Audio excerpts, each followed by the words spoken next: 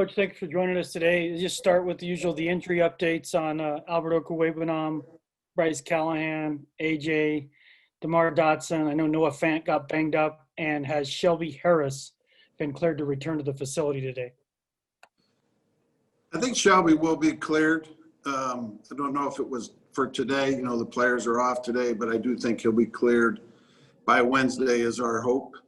Albert did get an ACL injury, and he will miss the rest of the season.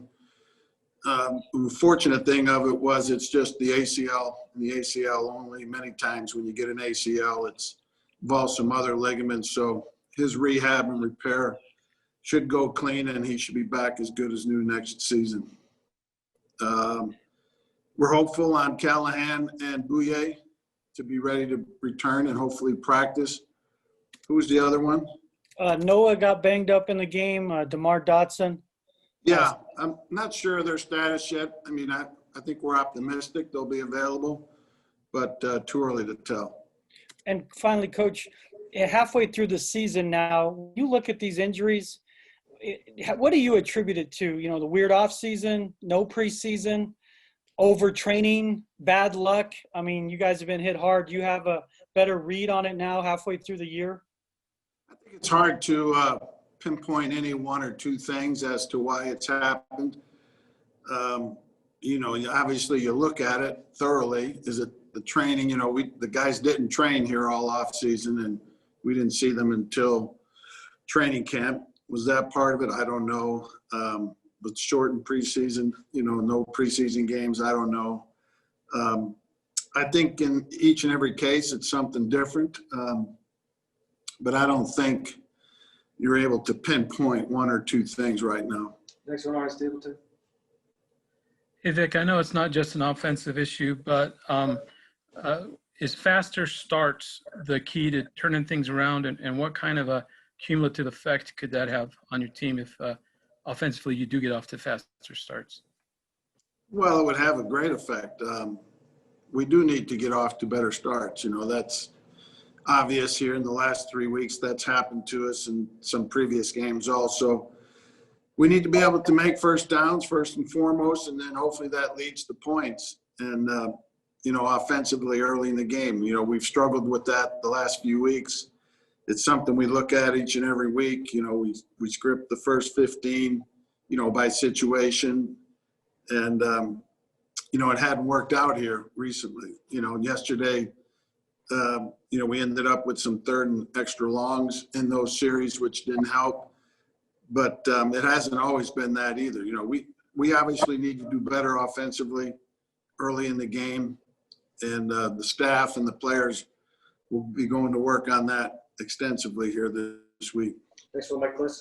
Yeah, just Coach, kind of along those lines with the first half, the play caller always gets second guessed. Where is your confidence in Pat Shurmer?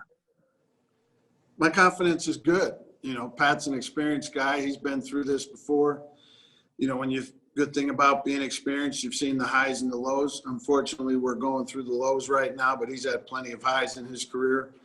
And, you know, we're optimistic that we'll get this thing turned around soon. You know, we're going to be working to that end, both the players and the coaches. It's a cumulative effort between both players and coaches, and we're going to work hard to get that fixed. Next one, Jeff Whitewell. Vic, I know you've seen a lot of seasons. Is there any part of you that just sort of dreads when Greek or Vince calls you at this point? Yeah, well, it's gotten that way with Greek for sure, because I think I told you guys before, I hear from him every morning. You know, I either wake up to a call or a text from him, you know, as it relates to COVID. And, yeah, and then Vince is the guy that brings me the news on the injury. So, yeah, those two guys haven't been my best friends lately. How do you sort of combat the frustration with what the kinds of players you see on your injured reserve list right now, and what you have to do for a half a season still? Well, you just have to deal with it, you know. A good carpenter doesn't blame his tools. You know, he's just got to go find a way to get the job done. And that's, you know, that's my mindset. with the players we have, and I love all our players. They're out there busting their ass each and every week in preparation and during the game. They're giving us great effort. It's my job to find a way to get the solutions that will lead us to a win. Next one, Nick Kosmeyer. Yeah, Vic, you mentioned the third downs in the first half of the last two games. I think you guys have needed an average of about 10 yards to gain on those third downs. How much are you seeing the early down run game and sort of the struggles it has had being kind of an overarching effect on the offensive struggles in the first halves? Well, it's definitely a part of it for sure. We didn't run it well yesterday. Quarterback's two best friends in any game is a good run game and a good defense. And we didn't have the run game. And yesterday we didn't have a good defense in the first half either. So, we were working against ourselves there in those two areas. And it led to those third and longs, led to not being able to sustain drives, and led to us falling behind there. Next one, Eric DeLalla. A couple for you, Coach. First, is Graham going to be available this week? Is there an update on where he stands? I believe so. That's the plan. I think he started training here yesterday, which is part of the protocol. They have to go through I think it's a 3-day training acclimation period before they're allowed to go back to the full football activities with the team. And he started that yesterday. And I think we're hopeful that Wednesday he'll be back out there. And then obviously there needs to be some degree of patience with a young offense, but as you have that, how do you kind of keep the team from splintering and having it be defense versus offense and the frustrations there? Well, I think that's commonplace in the NFL. It happens everywhere. I've been around it before. I think we're a good team in that we're all together. Yes, there's frustrations, especially on game day when emotions are high. But ultimately, I think this team is together, both offensively and defensively in the kicking game. And we overcome those emotional moments where, things don't look good for one side or the other. And yesterday's game was different in that, we weren't playing good on defense either in the first half. And so it was the whole team that kind of faltered there in the first half yesterday. Next one, Brandon, and a few more after him. Go ahead, Brandon. Coach, I got two quick ones for you. First, are you guys going to work back in the building this week for your non-football stuff, or are you still going to do your meetings virtually? Not sure yet. They've allowed us as coaches to come back into the building today. Actually started last Saturday. And we're allowed to meet in the big rooms. We're not allowed to meet like we normally would meet as coaches. And I think that's yet to be determined. We'll know soon. And then Troy Fumagalli, can you give us any kind of update as far as plans with him? It's my understanding he's gotten through COVID protocols, but I guess what's next?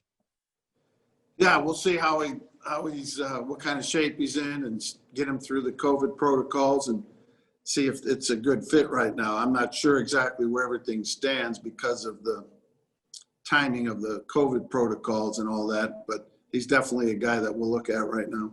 Next, we got George Stoya, new on the beat from the Gazette. Go ahead, George. Hey, Vic. Nice to finally meet, even though it's over Zoom here. But where have you seen maybe Jerry progress the most in his game, and where do you want to see him grow even more here in the second half? I think I've seen him progress the most in just his mindset. He's come out and practiced better the last few weeks. He's had more of a determined attitude and mindset, both in practice, and it's carried over to the games. And I think you've seen that happen here the last couple of weeks, and really like where he's at right now. I think he's matured a lot over the last month, adjusted to playing in the NFL. It's quite a different game than what he's used to in college football, and really like where he's at and where he's headed. Last two, Zach, and then Mike. Go ahead, Zach. Hey, Coach, how do you think the cornerbacks played and responded in the second half, and specifically Asang Bassi yesterday? Well, Bassi played the nickel for us. I don't know that you can really call that a corner position, but he played well. He obviously got beat on an early third down in a tough cover situation there. Would like to see him make a play there, but I thought he played well. We blitzed him a few times, made some good plays in that area, got some tackles for losses. We like Bassi. He's good young football player who's learning. He's got the right attitude, the right disposition, and approaches his job the right way. And we're happy to have him. Final one, Mike Kliss. Yeah, Coach, just that young nucleus you have on offense with Locke, Jeudy, Hamler, Noah Fant, Cortland, when he comes back. Do you see something special there? Do you see a group that still has a ways to grow to win consistently on Sunday? What are you seeing from what you got there? All of the above. Yeah, I think they have a chance to be really, really good, but they have a lot of growing to do also. And that part of that growing is just playing together. You know, playing together means practicing. You know, the more these guys can rep together on the practice field and in the games, the better off they'll be. But we like all of those guys you mentioned, and we do think that they can develop into a good group of quarterback and wide receivers and really give us a good passing game here. Okay, Coach, thanks for taking the time.